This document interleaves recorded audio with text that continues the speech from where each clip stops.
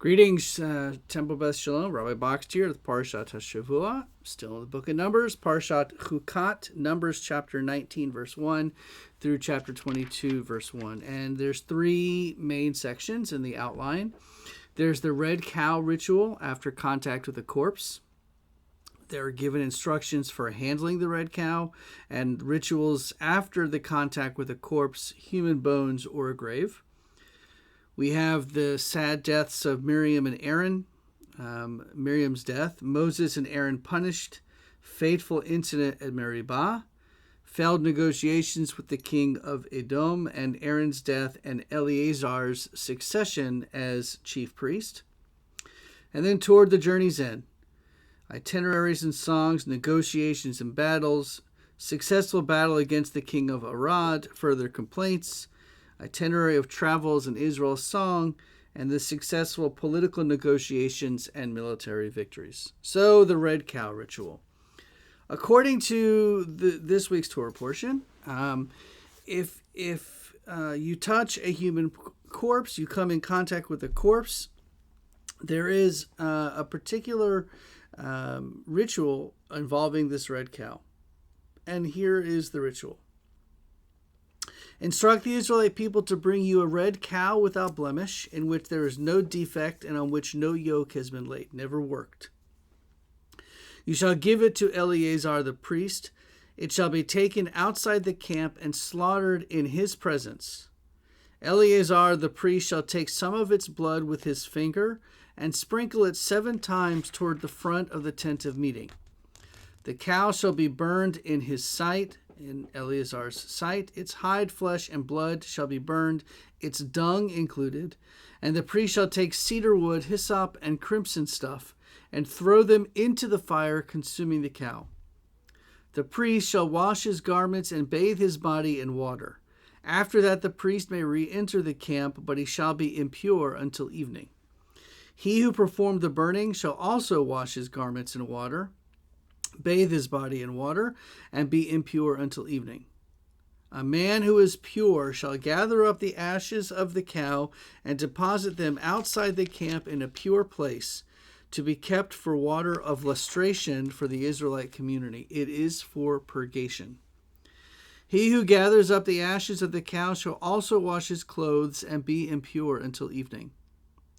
This shall be a permanent law for the Israelites and for the strangers who reside among you.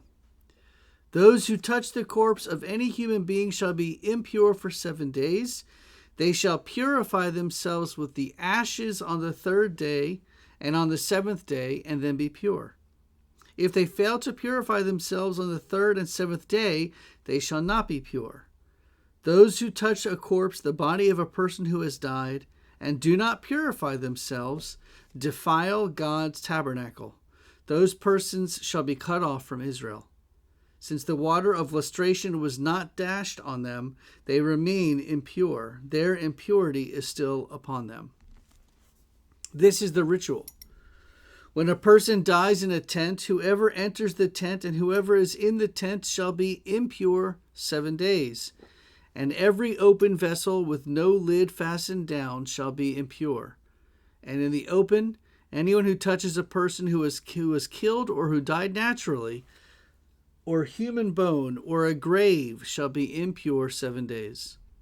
Some of the ashes from the fire of purgation shall be taken for the impure person, and fresh water shall be added to them in a vessel. And it continues to go on, more laws revolving around the same idea that if a person is impure for touching a corpse, bone, or anything like that, this is how they become pure. So the Israelites, they arrive to the wilderness of Zin, and they stay at Kadesh, and Miriam dies there. And then there is a argument about the people are without water, and they get angry at Aaron, and Aaron and Moses are instructed to take the rod, Moses' staff, and ask the rock to yield its water, or order the rock to yield its water. But what happens? Moses takes the staff and hits the rock twice, Water does come out, but then this is one of the primary reasons why Moses is not allowed into the promised land, because he did not trust God's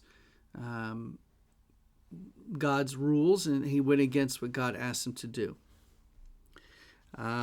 And so there's more travels from Kadesh. They go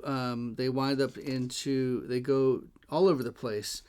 They go from Midbar to Mattanah, and from Mattanah to Nahaliel, and from Nahaliel to Bamath, and from Bamath to the valley that is in the country of Moab, at the peak of Pisgah, overlooking the wasteland, and so on and so forth. And they arrive. They come to the end of this Torah portion, and this is where they have arrived. They marched on and went up the road to Bashan, and King Og of Bashan, with all his troops, came out to Edrei to engage them in battle. But Adonai said to Moses, "Do not fear him, for I give him and all his troops and his land into your hand. You shall do to him as you did to Sihon, king of the Amorites, who dwell in Heshbon." They defeated him and his sons and all his troops until no remnant was left, and they took possession of his country.